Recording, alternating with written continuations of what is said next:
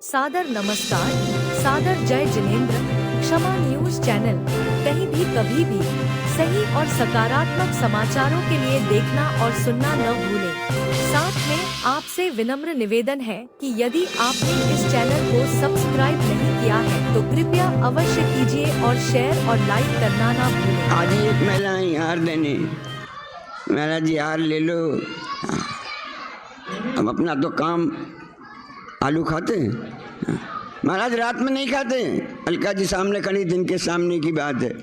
महाराज रात में नहीं खाते, मंदिर भी रोज जाते हैं, आलू प्याज तो खाते हैं। हमने कहा 2 महीने के लिए इशारा किया, 2 साल चेहरा का बदल गया रंग, 2 साल। हमने कहा 2 साल नहीं, 2 महीने ही। महाराज बिना आलू के आहार लेना हो तो ले लो, नहीं तो ये रखी रोटी आपकी। जरा विडंबना करना अगर वो महिलाएं यहाँ बैठी हो तो। हम आहार छोड़ सकते हैं लेकिन 2 महीने के लिए आलू नहीं छोड़ सकते। विचार करो आप, रोज भगवान के सामने हम माथा गिट रहे हैं, कितनी पूजाएं, कितनी जाप, कितना भक्तांबर, और एक संस्कार जो 3 मेन चिन्ह हैं।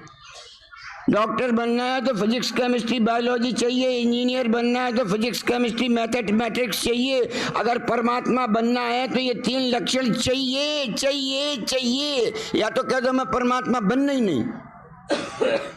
अपने गांव के नाम को सार्थक करना, छोटा मल्हारा नहीं, बड़ा मल्हारा।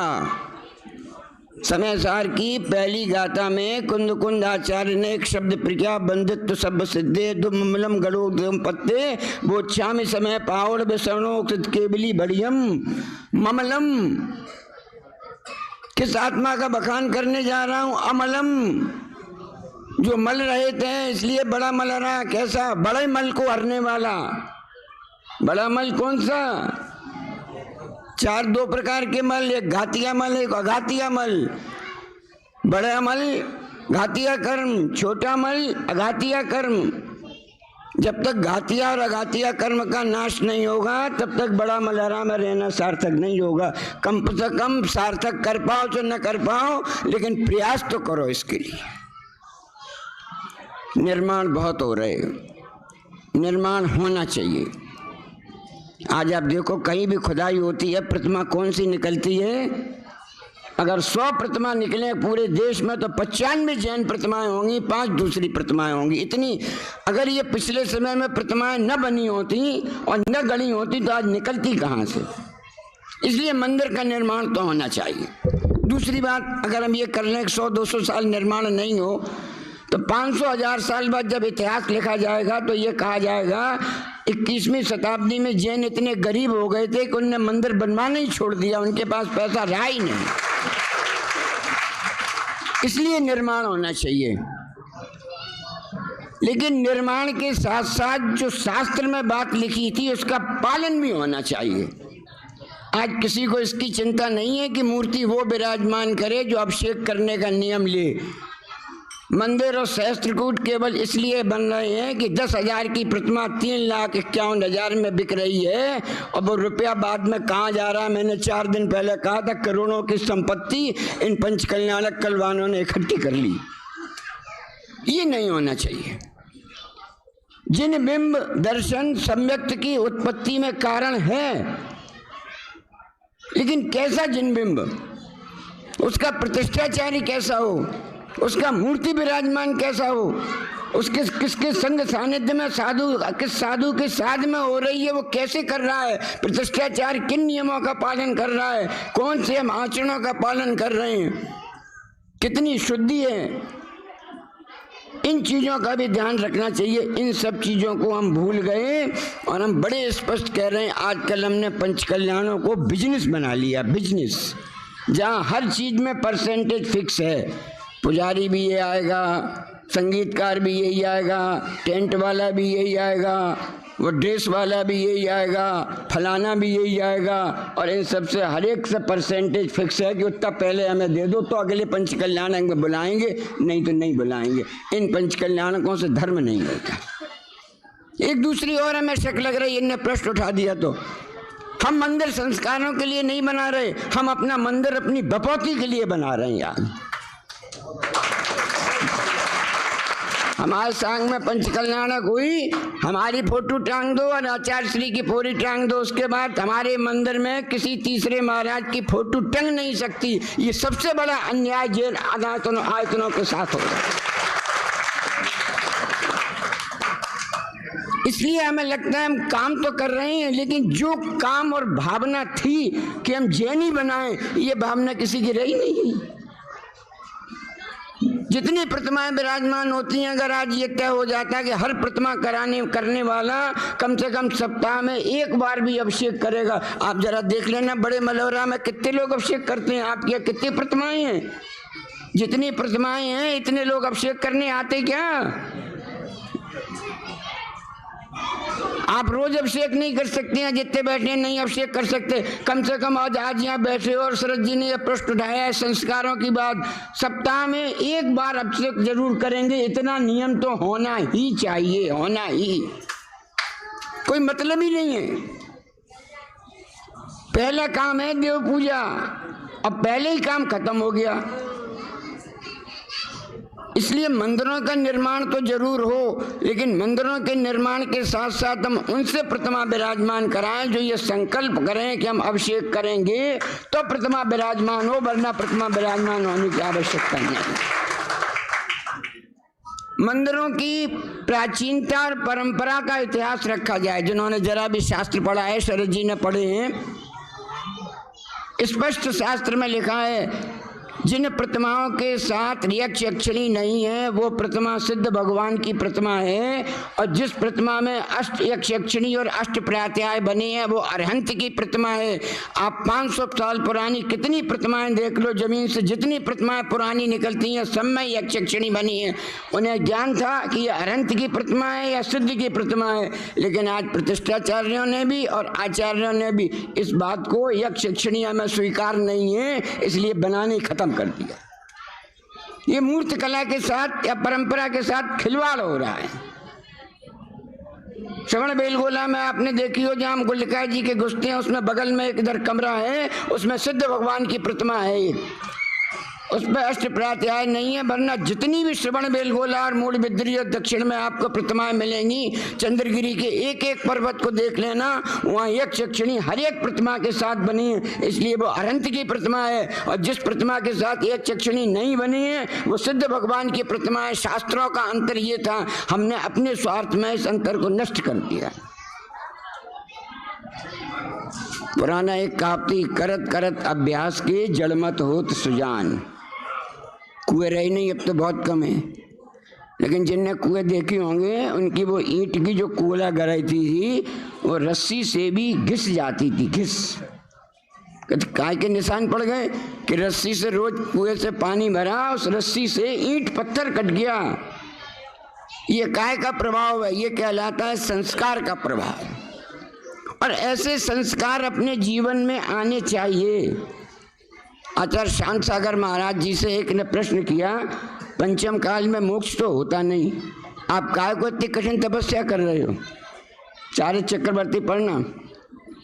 आचार्य शांत सागर जी से एक विद्वान ने प्रश्न किया, पंचम काल में मोक्ष तो होता नहीं, आप काय के लिए तपस्या कर रहे हो? आचार्य श्री ने सामने कहा, वो पेड़ काय का लगा है? उसने कहा आम का पेड़। हमें तो इस पर कोई एक भी आम दिख नहीं रहा, आप कैसे कह रहे हो महाराज कि आम का पेड़ है? एक भी आम नहीं लगा इस पे। महाराज आजकल आम का मौसम थोड़ा ही है, जब आम का मौसम आएगा तो इसी पेड़ पे आम लगेंगे। बोले यही तो हम तुमसे कहलवाना चाहते थे, आजकल मोक्ष जाने का मौसम नहीं है, लेकिन जब भी मोक्ष जाएंगे तो इसी मुद्रा से ही मोक्ष जाएंगे, इसलिए मोक्ष बनने का संस्कार डाल रहे हैं अपने। बस इतनी बात आपसे कह रहे हैं। मोदी जी ने सब चीज़ों पर टैक्स लगा दिया, जीएसटी 12% से लेकर 24% तक, लेकिन अभी तक सोचने पर टैक्स नहीं लगा, इसलिए आप सोच आराम सकते हो, कोई सोचने में नुकसान भी नहीं है। थोड़ा अपने लिए समय निकालो। वस्तुतः ये है, हमारे पास सबके लिए समय है, ग्राहक के लिए समय है, मित्रों के लिए समय है, फालतू कामों के लिए समय है, मोबाइल के लिए समय है, टाइम वेस्ट करने के लिए समय है, गाने सुनने के लिए समय है, टीवी देखने के लिए समय है, सबके समय है, लेकिन कभी अपने से बात करने का समय नहीं है। आप ईमानदारी से प्रश्न करना, 24 घंटे में आपके पास कब ऐसा समय है या कब आप जब बैठते हो तब अंदर अपने से बात करते हो? आप कभी अपने कोशिश की, अपने अंदर की आत्मा की बात सुनने की कोशिश की? अभी आपकी आत्मा बोलती है, आपकी आत्मा सिसक रही है, लेकिन आपको उसकी सिसकी सुनाई नहीं पड़ती। आपकी आत्मा परेशान है कि मेरे साथ क्या खिलवाड़ कर रहे हो, लेकिन आपको वो आत्मा का दुख सुनाई नहीं पड़ता। आप भौतिक सुविधाओं में इतने रंग मस्त हो गए हो, और जैसा आचार्य श्री ने कहा, मोबाइल ने तो बिल्कुल मटिया मेट करके रख दिया। मटिया मेट। मोबाइल बुरा नहीं है, लेकिन मोबाइल का सदुपयोग करो, मोबाइल का दुरुपयोग मत करो। इसलिए आज शास्त्र की गद्दी पर बैठकर ये सिखाना पड़ रहा है कि मोबाइल को कहाँ ले जाना और कहाँ नहीं ले जाना। ये आपके कुसंस्कार का प्रभाव है। जब हम छोटे थे, हमारी दादी या माता जी या पड़ोस में मंदिर जाती थी, तो हम सड़क पर कोई महिला जा रही थी तो उसे देख के पहचान लेते थे कि ये जैन महिला है, क्योंकि चद्दर ओढ़ती थी और हाथ में सामग्री की डिब्बी होती थी। इसलिए हम नहीं भी जानते हो तो हम पहचान लेते थे ये जैन महिला है। और आज चद्दर तो छोड़ो, साड़ी चली गई, सलवार सूट आ गया, फटी जीन्स आ गई, टाइट कपड़े आ गए, चावल की डिब्बी का स्थान मोबाइल ने ले लिया। पता ही नहीं चलता कि मंदिर जा रही कि कहाँ जा रही। ये संस्कार का अभाव है।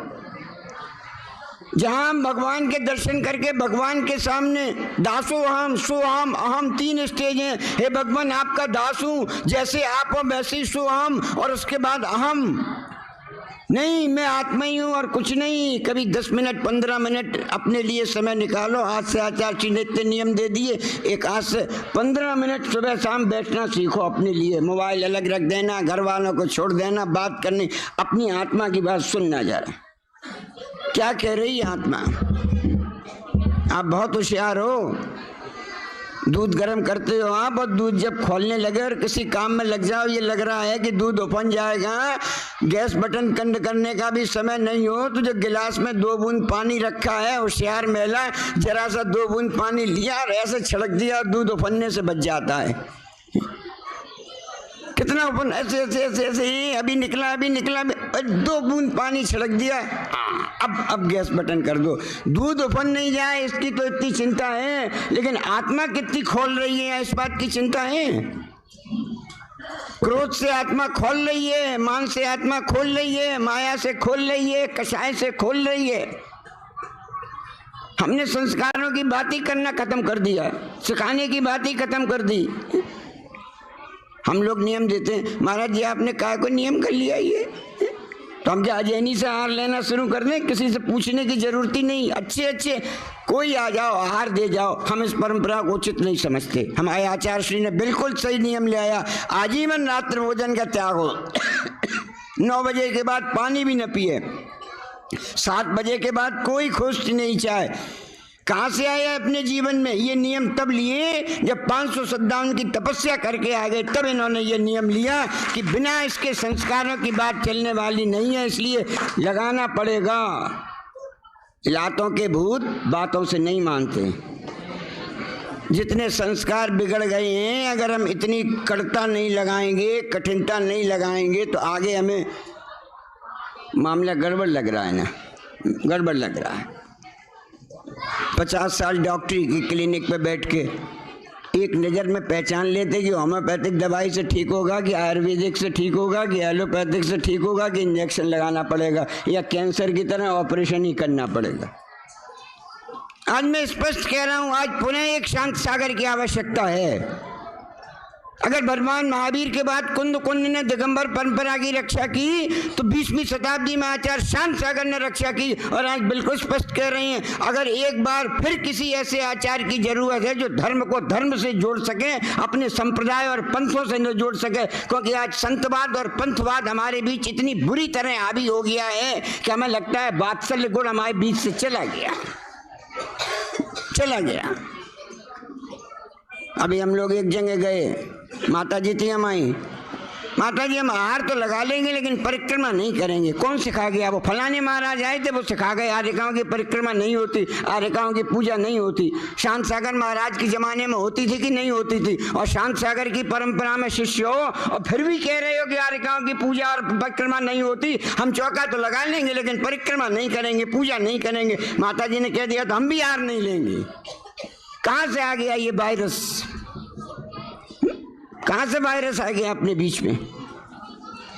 सारे का सारा ये है, अपन अपने जड़ से कटते चले जा रहे हैं। इसलिए थोड़ा स्वाध्याय करो। सहज सागर कह गए इसलिए नहीं मानना, फलाने सागर कह गए इसलिए भी नहीं मानना। जिनवाणी उठा के देखो कि जिनवाणी में क्या लिखा है, और कम से कम मिनिमम वहां से प्रारंभ करो कि ये 3 चिन्ह तो हमें चाहिए। जिसके जीवन में ये 3 चिन्ह नहीं है, हम स्पष्ट कहते हैं उसे धर्म से कोई भी लगाव होने वाला नहीं है। कोई उसे आचार्यों के प्रति भक्ति नहीं है, कोई मंदिरों के प्रति भक्ति नहीं है। प्रतिमा सम्यक दर्शन का कारण है, बिल्कुल ठीक है, इसलिए प्रतिमा विराजमान होनी चाहिए। लेकिन प्रतिमा विराजमान होने के साथ साथ भक्त कैसा होना चाहिए ये भी तो शास्त्र में लिखा है। उसे भी तो आचार्य को बताना पड़ेगा कि भक्ता भगवान का, प्रतिमा का भक्त कैसा होना चाहिए। और अगर ये चीज आ जाए, हमारा आचरण शुद्ध हो जाए, हमारी सोचने की शैली शुद्ध हो जाए, हमारी विचारधारा शुद्ध हो जाए, तो थोड़ा प्रयास करना, 15 मिनट शांति पूर्वक मौन से बैठो। कभी प्रश्न करना अपने से, हम कहाँ से आए और कहाँ जाना है। आचार्य बहादुर सिंह सूरी ने छत्र चूड़ामणि में यह प्रश्न किया। प्रश्न करना अपने से, मैं कौन हूँ, कहाँ से आया हूँ और कहाँ जाना है। इतना सूक्ष्म उत्तर नहीं है। दिल्ली से आ गए शरद जी, वापस भी दिल्ली जाना है। सांध लक्ष्मी में बहुत अच्छी एंकरिंग करते हैं, बड़ी अच्छी प्रस्तुति करते हैं, तो बहुत स्थूल परिचय हो गया। आचार्य कह रहे हैं अपने से जरा विचार करो, कितनी छोड़ दी। 1 इंद्री गए, 2 इंद्री गए, 3 इंद्री गए, 4 इंद्री गए, 5 इंद्री गए, असंगी गए, नरक गया, देवगति गई, त्रियंच गति गई, अजैन कुल गया, सब कुछ छोड़ के यहाँ आ गए। और इतनी बीमारी नहीं कि किसी अस्पताल में भर्ती होते तो नहीं यहाँ पाते। सारे का सारा पुण्य इकट्ठा है। बस इनसे प्रेरणा लेके थोड़ा जीवन बदल लेना। थोड़ा समय हो रहा है इसलिए बात को समाप्त करेंगे। जिस संस्कार की बात कही, हम तो अभी आचार्य ने इतने संस्कार दे दिए। एक हमने कह दिया 15 मिनट अपने से सोच लेना। इनने कितने दिन व्रत किए? 557 दिन उच्च संघ निष्क्रिय। कुल कितने कर लिए? 5000 से ऊपर व्रत कर लिए। 5000। आपने कितने किए? आपने कितने किए उपवास पूर्वक? एक शब्द है प्रोष्णोपवास। तत्वार सूत्र में आचार्य उमा स्वामी ने सामायिक प्रोष्णोपवास भोग परिभोग परिमाण अत संविभाग व्रत संपन्न किसके लिए लिखा? गृहस्थ के लिए, मुनि महाराज के लिए नहीं। गृहस्थ को प्रोष्णोपवास करना चाहिए। एक भी गृहस्थ इसमें से नहीं कर रहा होगा, हम समझते, एक भी कोई कर रहा हो। प्रोष्णोपवास का मतलब, कल अष्टमी थी, परसों एक टाइम आहार लिया, आज भी एक टाइम आहार लिया, कल निर्जल रहे, यह प्रोष्णोपवास होता है। आप प्रोष्णोपवास नहीं कर सकते। आप उपवास भी एक दिन का नहीं कर सकते। 557 दिन की बात अलग है, लेकिन एक आसन तो कर सकते हैं। और एक आसन भी नहीं कर सकते तो 2 टाइम खा के तो रह सकते हैं। और अगर 2 टाइम खा के भी नहीं रह सकते तो एक बहुत छोटा सा नियम दे दें। आज अंतर्मना आपके तपस्वी संघ में आए, कुछ न कुछ बीजारोपण संयम का अपने अंदर कर लेना। जिनने 557 दिन तक, 496 दिन तक कुछ नहीं खाया पिया, ऐसे व्यक्ति अगर हम दर्शन कर रहे हैं तो हमारे जीवन में कम से कम इतना तो आ जाए कि हम अष्टमी चतुर्दशी को एक आसन करें, और एक आसन नहीं कर पाए तो 2 टाइम खाएं, और 2 टाइम भी नहीं खा पाए तो कम से कम अष्टमी चतुर्दशी को बाजार में नहीं खाएं और बाजार का नहीं खाएं। क्या कहा? अष्टमी चतुर्दशी को बाजार में नहीं खाएं और बाजार का नहीं खाएं। गोलगप्पे खाने हो 1 दिन पहले खाए ना, पिज्जा खाना हो 1 दिन बाद खाए ना, किसी रेस्टोरेंट में कॉफी पीनी हो 2 दिन बाद पिया ना, क्या फर्क पड़ता है? लेकिन कम से कम अष्टमी चतुर्थी को बाजार में नहीं खाना और बाजार का घर में भी लाके नहीं खाना। कितने दिन? महीने में 4 दिन केवल। ये संस्कारों का बीजारोपण है।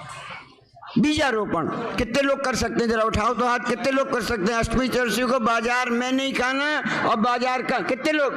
4 दिन की बात कह रहे हैं। ये 557 दिन वाले बैठे हैं, आप तो 4 दिन की बात कह रहे हैं केवल। उठाओ, ऊंचे ऊंचे हाथ उठाओ। कितने? कहीं न कहीं संस्कार रोपण होना चाहिए। और ये संस्कार रोपण इसलिए जरूरी है। आखिरी बात कह के बात समाप्त कर रहा हूं। विप्लाचल पर्वत पर भगवान महावीर का समोत्सरण लगातार राजा श्रेणिक ने 60,000 प्रश्न पूछे। अब जब समोत्सरण विघटित होने लगा तो श्रेणिक ने एक बात कही, मेरा बेटा अभय कुमार चला गया, चेलना यहाँ चली गई, चंदना यहाँ चली गई, फलानी वहाँ चली गई, सब चली गई, मेरा एक भी मन लेने का नियम नहीं होता। क्या बात! प्रश्न तो 60,000 पूछे, ज्ञान तो बहुत किया, लेकिन चारित्र की एक बात जीवन में नहीं आती। क्यों नहीं आती? भगवान महावीर ने उत्तर दिया, जिस जीव को अशुभ गति का बंध हो जाता है वो जीव संयम अंगीकार नहीं कर पाता। अगर 4 दिन की बात पर भी हाथ नहीं उठ रहा तो रात को जब सो तो अपने से प्रश्न करना कि हमने हाथ क्यों नहीं उठाया। अगर 4 दिन भी महीने में नहीं छोड़ पा रहे संस्कारों को, ये एक बीजारोपण 4 दिन का अपने अंदर इतना नहीं हो रहा कि हम बाजार का नहीं खाएंगे और बाजार में नहीं खाएंगे, इतने के भी हाथ नहीं उठ रहा तो अपने से प्रश्न करना कि जाने की तैयारी कहाँ है। प्रश्न करना अपने से। इसलिए आज जहाँ दोनों तरफ से संस्कारों की बात उठी है, बड़े मलहरा में हम अपने अंदर कम से कम इतना संस्कार डाल लें कि जब उस संस्कार के फल लगें। फल आम की एक गुठली बोते हैं, कितनी को आम के लिए कितनी गुठली बोते हैं? एक गुठली से कितना पेड़ लगता है? एक। लेकिन उस पर फल कितने लगते हैं? हजारों। 1 साल नहीं, 10 साल। अगर आज एक संयम की गुठली इस महान तपस्वी के सामने आपके जीवन में बीजारोपण हो गया तो ध्यान रखना, ये तो सुबह चले जाएंगे, संग भी चला जाएगा, लेकिन अगर एक संयम का पौधा आपके जीवन में आ गया तो वर्षों तक संयम और तपस्या की लहर आपके जीवन में आत्मा में प्राप्त होती रहेगी, निश्चित रूप से प्राप्त। आपने सुना, इतने मनोयोग से सुना, बहुत बहुत आभारी हूँ। हम तो इसीलिए आए, कुछ न कुछ होना चाहिए। सुनना लाभदायक नहीं है, सुन के सुना देना भी लाभदायक नहीं है, लेकिन अगर सुन के जीवन सुधर जाए तो बहुत लाभदायक है। सुन के जीवन सुधर जाए, इसलिए सुनना के चक्कर में मत पड़ना, सुनाने के चक्कर में भी मत पड़ना, केवल सुधरने के चक्कर में पड़ना। और अगर एक बार सुधरना जीवन में आ जाए, हम पर तो इनकी बहुत बड़ी कृपा हो गई, इनने हमें सुधार दिया। पापी थे, परमेष्ठी बना दिया। पापी थे, परमेष्ठी बना दिया। 12 कपड़े पहन के घूमते थे इन दिनों, 12 कपड़े। सो एक बनियान तक नहीं है तन पे, फिर भी आनंद से घूम रहे हैं। घर पे 12 कपड़े पहनने के बाद लगता था कहीं नाक नहीं बहने लगे, यहाँ एक कपड़ा पहनने के बाद भी नाक नहीं बह रही। साल में एक उपवास नहीं होता था, केवल अनंत चतुर्दशी का एक उपवास करते थे। लेकिन जब 28 दिसंबर 23 को दीक्षा ली, इनके तपस्या का प्रभाव, इनके पास बैठने का प्रभाव, आप दूर बैठे हो, हम देखो इतने पास बैठे, इसलिए हम आपको नहीं असर आया, हमें हॉस्पिटल चले गया। हमने कहा महाराज जी आपने दीक्षा के संस्कार कर दिए, कुछ नियम तो ले लें आपसे। बोले जो चाहे से ले लो। हमने कहा वर्ष में 2024 में 100 उपवास करेंगे और 108 कर लिए। ये इनकी तपस्या का प्रभाव था। जिससे एक उपवास नहीं होता उससे 100 उपवास हो सकते हैं। काय का प्रभाव है?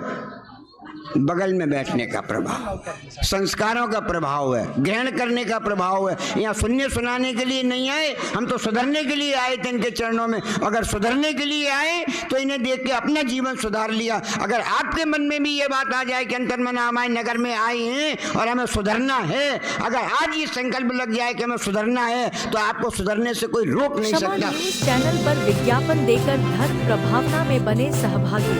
विज्ञापन देने हेतु संपर्क कीजिए मोबाइल नंबर 902690000740 एवं समाचार एवं वीडियो भेजने हेतु व्हाट्सएप नंबर 9335236222। क्षमा न्यूज चैनल देखने के लिए आपको बहुत बहुत धन्यवाद। सादर प्रणाम। सादर जय जिनेंद्र।